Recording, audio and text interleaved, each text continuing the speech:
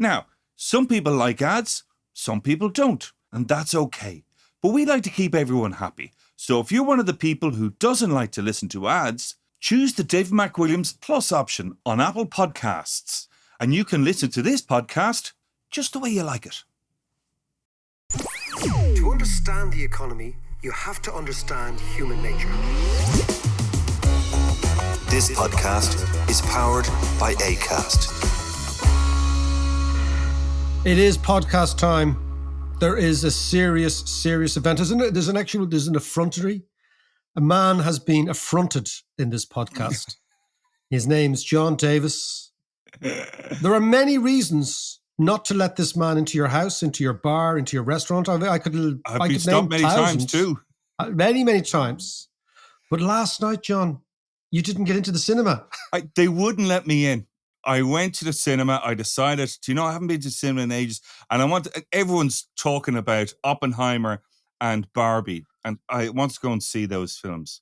Not a hope. Not a seat to be had at all. Wow. In all of them. In Dundrum. And so they've I went, got about 27 screens there, have they? Yeah. And they've about 20 viewings during the day. Not a hope. And then I went to get a ticket for Barbie. Not a hope. Not a hope. So I ended up in Mission Impossible, which was great. Now, what is Mission Impossible is Tom Cruise jumping around the place. Tom Cruise looking about 22, as always. But brilliant. Action scenes, fantastic. The whole thing was brilliant, but utter shite. The plot. And because it's all about AI. It's all about AI, the entity taking over AI. But there's a great scene in it which did make me laugh. And it's like the CIA, trying to track down the baddies, the usual kind of stuff. But the AI was one step ahead of them. So they had to go back to analog. And there's one scene where they've got a typing pool of about a few hundred CIA agents all on typewriters tapping away because it was offline. And I went, this is going to be the new trend. It's going to be typewriters and analog. Typewriters and book reading, that's great for me. Tell me, Oppenheimer is just obviously the movie of the year. Yeah, absolutely. And what's fascinating about that is, like, if you look at the billboards of Cillian Murphy's face, that face, he's gaunt. He obviously hasn't had a feckin' pizza since last St. Patrick's Day. Yeah. But he looks amazing. He looks amazing. Yeah. And it's the trilby's he's mysterious.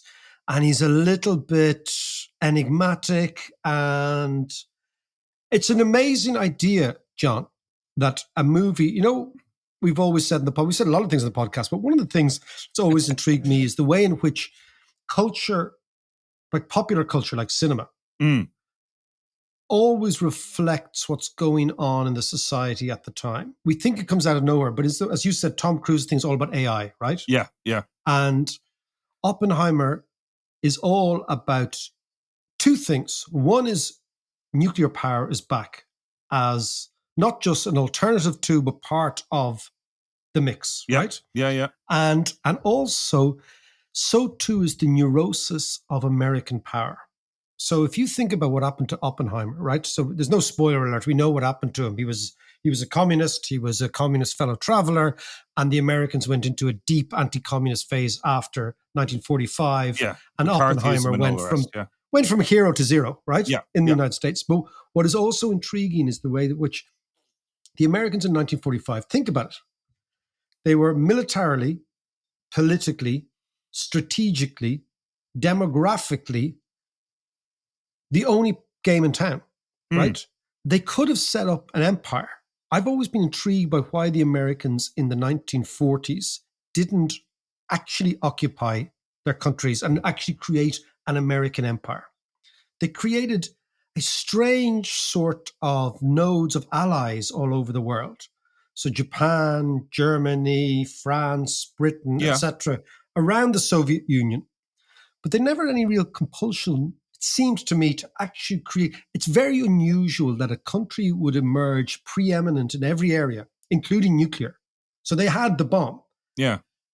And they just didn't create a physical empire. If you think about what the Brits had done 100 years That would have previously. The French had done been a huge amount of resources, though, surely. huge amount of resources, and maybe they just concluded that although they were by far and away the biggest navy, Yeah. the army with nuclear weapons, they had invaded Europe and they'd laid waste to Europe, and their army was all over Europe. Japan had surrendered to them. They just balked at the idea that most countries in that position in the past did, which was say, okay, now we're going to actually enslave these people and get them to work for us. And the Americans didn't do it. And of course, part of that whole thing is the anti-communist thing, because there was obviously a big part of the United States firmament that believed the communists were infiltrating, and there was Reds under the bed, and Oppenheimer was part of it. So I'm saying the Oppenheimer movie is still about why nuclear is back in vogue, which is important. But it's also that idea of the neurosis that Americans felt at the end of the Second World War, and the sort of neurosis they feel now about their position too. Explain that a little bit. Well, I think that the United States at the moment is a very, very anxious place. It's politically very, very divided.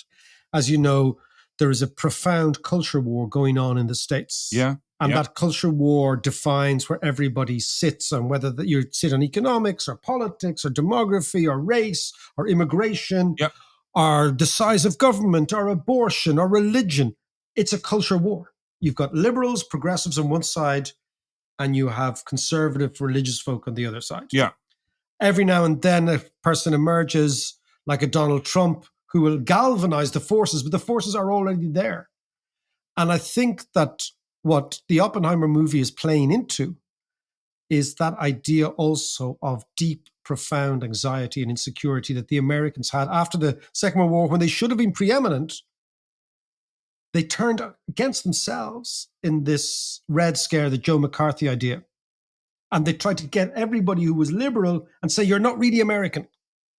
But that was also the start of their soft power and the idea of soft power, wasn't it? That they started deploying not just their heavy armaments, but, their movies. And since we're talking about rock movies, and roll, Hollywood, exactly. Elvis Presley, all that stuff. Levi jeans, Wrangler jeans. The Wrangler waistcoat that you were, I believe, a proud wearer of. And the Wrangler parallels. Do you remember them? The Wrangler parallels, I do. You could hide a six-pack up them. That's right. Anyway, we digress. So Oppenheimer is part of the cultural firmament, as well as being a great movie, and the performances are apparently amazing. And Murphy looks extraordinary in there. And of course, Oppenheimer himself, there was a very conflicted, very complex individual, maybe not the nicest individual. So Murphy has to do all that heavy lifting to try and make the whole thing work. But what is interesting to me is why in the late 1940s and early 1950s, when the United States and when the world should have been going into the nuclear age, if you think about it, who's maybe one of the most famous faces of the 20th century? The best known face of the 20th century, I would suspect, is up there with Stalin and Hitler, is Einstein. Yes. Albert Einstein became a global brand, a global celebrity, and all his quotes and all his witticisms and his appearing in Hollywood. So it's an amazing that physics, the 20th century, was very much the century of physics and the men in the white coats. And being a physicist was the coolest thing in the world, right? And that's why, and Einstein wasn't just a physicist. Imagine you had said in the late 1890s, right, that the global celebrity of the next 100 years is actually going to be a real nerd, an uber nerd. But he became that. As iconic as Che Guevara, as iconic of all this was Einstein. Now, you would have thought, because Einstein so bestrided the globe as this colossus, this intellectual, and because Oppenheimer came up with the bomb, and because the Americans figured out, well, we can create enormous amounts of energy with this, that the second half of the 20th century, when we were born, would have been the nuclear age. Would have been the age where nuclear became the way we would power the world. But it didn't happen. That's the fascinating thing. But isn't it? It didn't happen. It didn't happen for a couple of reasons, though. One of them being it scared the living daylights out of everyone, Nagasaki and Hiroshima. and that great Moving Hearts song, Hiroshima and Which is Nagasaki, Russian roulette. I remember you singing that very, very well when we were kids. I do remember listening to Mark After Dark, I believe, was the show. That's right. Mark Cagney. Exactly. One of the great DJs. One of the great Absolutely he DJs. is. Always brilliant. Yeah. And then it was also followed up by other nuclear disasters. So while nuclear had this great promise of endless energy, cheap energy, it also was a scary energy. It felt like something that we couldn't quite control, like we had the accidents on 3 Mile Island, etc. 3 Mile Island, and then, of course, you did Chernobyl. And I remember Chernobyl. Yeah. I remember it very well.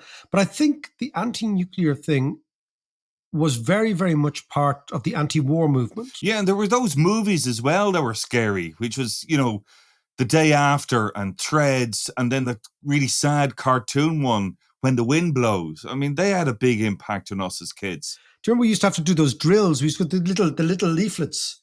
If there's a nuclear attack, do you remember this? Yeah. Go under your stairs.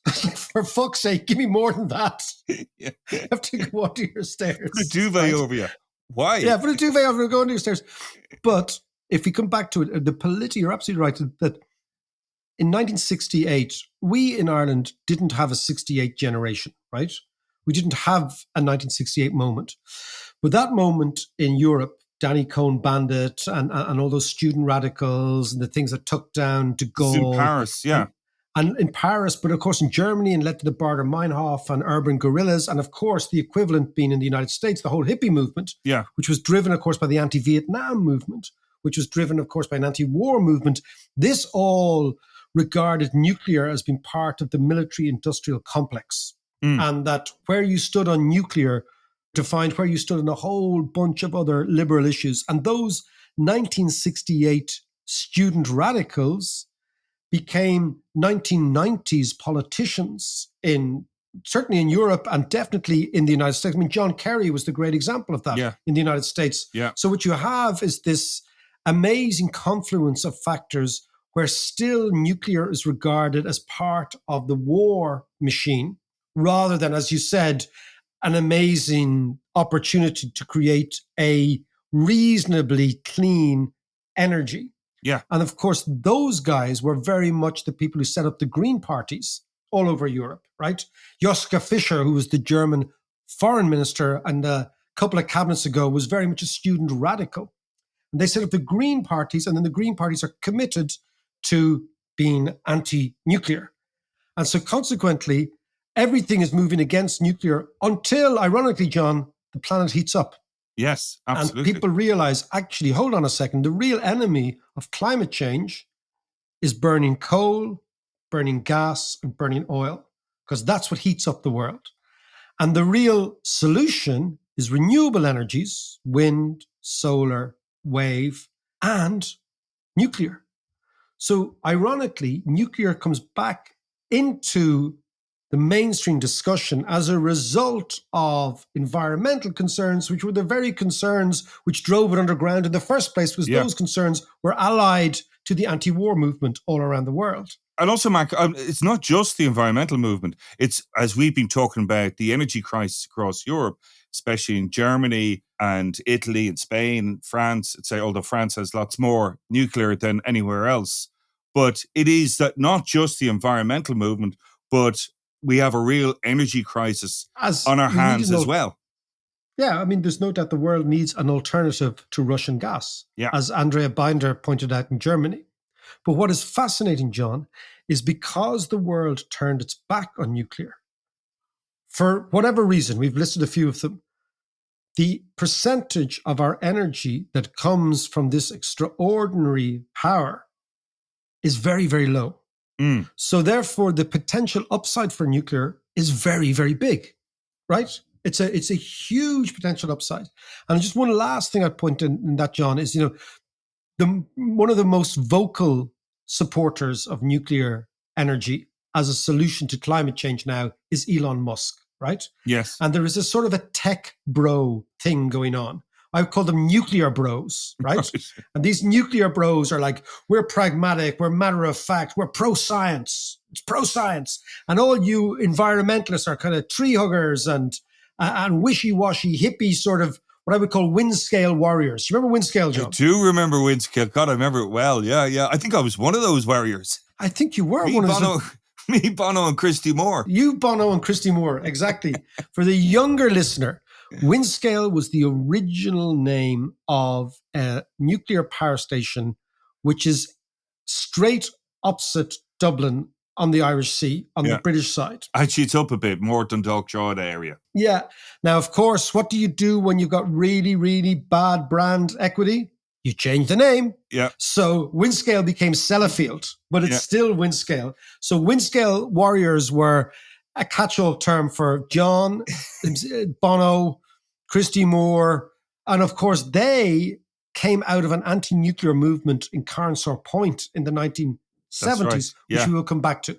But let's look at, so what you have now, the problem is that the discussion on nuclear is framed in a binary way. You're either pro-nuclear and you're a nuclear bro, and nuclear is the solution to all eventualities and all climatic problems, which it is not. Or you're a Windscale warrior, in which case nuclear is still associated with war and the world is only one Chernobyl away from disaster. Yeah. Which you could argue it is not. So rather than both of these forces coming together, given that what they're actually trying to do is wean ourselves off coal, gas, and oil for both environmental and, as you said, geostrategic reasons, they're at each other's throats, because the tech bros are dismissing the hippies, and the hippies are freaked out by the tech bros, and all the while, the earth gets hotter. Hotter, hotter, hotter. And if we want, so I suppose the question for everyone is, if we want economic growth, and most people do, and if we want to get to net zero, and most people do, we need to find a combination of all these energy sources, because you can't have economic growth without energy.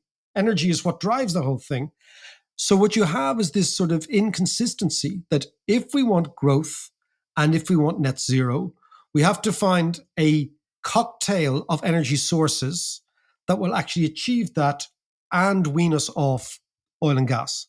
So therefore, nuclear has to be part of this thing. Okay, let's put some numbers around this from an economic perspective. After a bit of this.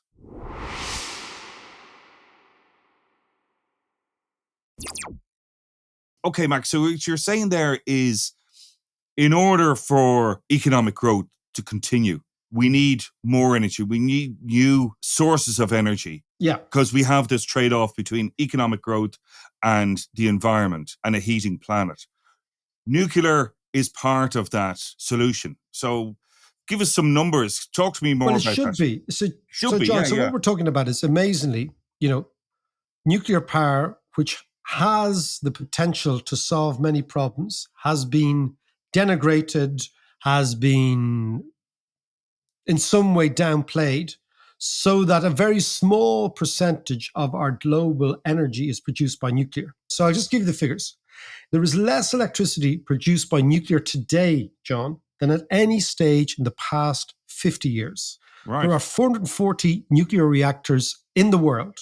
They generate 9.8% of the world's electricity. This is the first time this figure has fallen below 10% since the 1970s, right? So there's a big movement against nuclear. And this is also 40% below its peak, which was in 1996, when nuclear generated about 17.5% of total world electricity, right? But there is a massive movement, particularly now in China, to increase nuclear. So between 2002 and 2021, there have been 98 new reactors built worldwide. There's also been 105 closed worldwide. But of those new builds, John, half of them are in China. And the Chinese haven't closed any reactors at all. Right, okay. Now today, because of this 68 generation anti-nuclear getting into power in the 80s, late 80s and the 90s, it means that the mean age of the world's nuclear reactors is now 31 years. So they're very, very old, right? And the US has the largest fleet of these reactors, which is about 92, right? Right, yeah. This year, 60 new nuclear reactors are under construction of which 1/3 or 21 are in China. So the Chinese are really going for this, right? Good. That's a good thing. Projects the Chinese are pioneering. None of its reactors are now more than 30 years old. None, which is amazing. In contrast, 80% of all European reactors are more than 3 decades old. And what you find, John, and this goes back to legacy and politics, is emerging economies, India, for example, Indonesia, these countries are much more likely to be pro-nuclear than richer economies. So there's a big legacy thing going on. Yeah. And then, what do you think? When I think of nuclear, I think these massive Chernobyl type reactors. Is Yeah, that big what you golf think as ball well? things sticking out of the earth. Yeah. Which are beside rivers and they need to be cooled down and yeah. they're dangerous and the top can blow off them. Well, apparently the big bet now for many pro-nuclear people are these small reactors called small modular reactors, essentially micro nuclear power stations, right? That could be actually built in factories at a fraction of the cost because nuclear is incredibly expensive Yeah. to build those big things, right? So the big bet of the nuclear industry is now small reactors that will maybe power a town or a small city or whatever.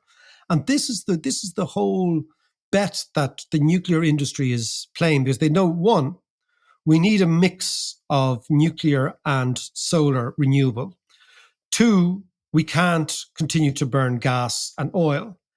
But three, what we need is a form of nuclear reactor that is actually affordable and is consistent with the way in which the world lives now, which is in smaller cities, but many cities. Yeah. So they've come up with these small modular reactors. Now, I'm no engineer. I don't know how these things work, but it seems to me that this is the way in which the world is going to move to nuclear, right? Now, interestingly, although this sounds like a lot of money, 24 billion was invested in the construction of new nuclear plants in the United States last year. But this is only 1/15 of the total investment in renewable energy capacity. Wow. And even in countries that have nuclear reactors, nuclear power is coming from renewable energy. I'll give you an example. India, which is a nuclear power, solar energy outdid nuclear energy. And in the European Union, renewables account for 95% of all new electricity generating capacity, which has been added in the last couple of years. So even though nuclear is regarded as an option, its footprint is still incredibly low. Yeah. And I suppose the problem with the old nuclear plants was that they took ages to build and they only had a lifespan of about 30 years. After that, they need to be refurbished. We can give them more life. But it was a huge investment. Now, I know that the new nuclear reactors can last much longer, but still, again, it's a huge investment. But I suppose the real holy grail, which we're not really touching on now, but the real holy grail is nuclear fusion. But the technology just isn't there yet, but once we crack that, if we crack that, it's endless clean energy. So you're putting things together rather than blowing them apart. Exactly. And it's the blowing them apart creates the waste. Yeah. So unfortunately, what you're saying is we're not near that yet. Yeah, the engineers aren't near that. My understanding is that there's been a lot of progress made on it, but they just can't scale it up to proper power plant levels yet. But these small modular reactors would seem to be part of the solution. But it does appear that, what you need is a synthesis of the tech pro-nuclear, pro-science, pro-engineering people, and the more renewable, circular, donut economy type people, the sort of the low growth people. So the tech bros are saying we can grow. Yeah. This is the sort of miraculous energy that we can have. And the environmentalists or traditional environmentalists saying we need to go to zero growth, slow growth, and recycling. But how do we change the perception then of nuclear power? How does that You just happen? get Cillian Murphy to go on a diet. Well, you see, the interesting thing is that even in Ireland, that Ireland has passed legislation that bans nuclear. It's illegal in this country. Right? Even to research it. Absolutely. Even to research it, which is, I would say, a little bit regressive. This must be the dilemma for the Green Party. Because on the one hand, they want a cleaner environment. But on the other hand, they know that part of that has to be embracing some form of energy. Yeah. And they also know that the nuclear proponents have said that it's much safer and much cleaner and much less waste and and we can, we can deal with nuclear waste, Yeah. right? But there still is this dilemma. And of course, then what you have is what I would call the wind scale warriors, like your mates, right? Who are still around. Yeah, absolutely. I mean, that's what Eamon Ryan, he's still stuck in that old view of nuclear and that wind scale warrior kind of nonsense. And what it reminds me of is the point that you make about the left. They look for traitors and the right look for converts. The Greens are the same. And I think Eamon Ryan is caught in that kind of, you're not green enough if you go down the nuclear route. I think you're absolutely right, because there is this expression which I think is pejorative, but it is interesting. We might have used it before, of the watermelon. Yeah. So basically, you're green on the outside, but you're red on the inside, and lots of lefties, communists, Marxists, etc. Once the Soviet Union collapsed 25 years ago, they thought, "Oh shit, man, we've got to get a new ideology that is more acceptable to the broad middle class." Yeah. And what they came up with was environmental concerns. I'm not saying this is the case for everyone, but you're absolutely right, because they do behave like theocratic Marxists. As you say, you're not green enough for me. Yes. Yeah. You're not environmental enough for me. And what about this, small biodiversity issue with there's a bunch of ants living under a bridge and la. Yeah. And suddenly, no, that you're absolutely right. I think that's a fair point about the Greens. I came across loads of those when I was doing my college degree, which is, of course, environmental science, back in the mid-90s. So there was full of them. Well, I suppose it's just old scale thinking. I mean, for example, like Engineers Ireland, right? So the clue is in the name, right? And they would say this, wouldn't they? They have suggested that the state in Ireland should overturn the ban on nuclear. Yeah. And that the government actually, interestingly, seems kind of open to this. Now, another bunch of engineers called 18 for Zero, they believe that adding nuclear power could reduce fossil fuels in Ireland to a minimum by 2037, right? They also claim that nuclear could provide 1,300 high-skill long-term domestic jobs, etc. Now, people like you, John, would say, well, if we can't build a children's hospital, maybe we shouldn't be bothering even attempting building nuclear power stations. Exactly. But I think that recently the Finnish government built a new power station, and I think they had their own engineers and French engineers built it for them, so we wouldn't have to build it. Yeah. But I mean, I do think that over the next couple of years, right, and not just signaled by this movie, but signaled by environmental concerns, the idea that nuclear will be off the agenda indefinitely is naive. I think it'll be back on the agenda. Now, interestingly, John, Desi O'Malley in 1979, who was the Minister for Energy during an energy crisis, he was the one who came up with the idea that we would have not one but 3 nuclear power stations in Carnsore Point, right? Yeah. Which is off the coast. And your mate, of course, Christy Moore and Planksty and all those lads led the charge against it. Yeah. And they're very much 1968 thinkers. Yeah. Very, the CND, very, they're very all much. part of CND as well. Jeez, I remember CND. Yeah. You had one of those badges. I did. Well, they were just cool badges. They were cool badges. Did you have nuclear power? No, 9 thanks. Danka? 9 Danka on the back of the thing. And a fist. Well, listen, I just think before we go, all we should do, John, is we should spare thought for poor old Cillian Murphy, who is a relentlessly private soul. Yeah. And not only is he responsible for the Peaky Blinder skin fade, which has turned an entire generation of Irish teenage boys into identical clones. Have you seen them recently? Yes. Right? You can't miss them. You can't miss them. Every single kid in Ireland's got a skin fade. Every single kid in Ireland looks like Tommy Shelby. Cillian Murphy, not only has he done that and brought the skin fade back, but unbeknownst to himself, because of Oppenheimer, he sparked a new row between the nuclear tech bros on the one hand and the Irish wind scale warriors. Yeah. I mean, my heart goes out for him. Poor lad.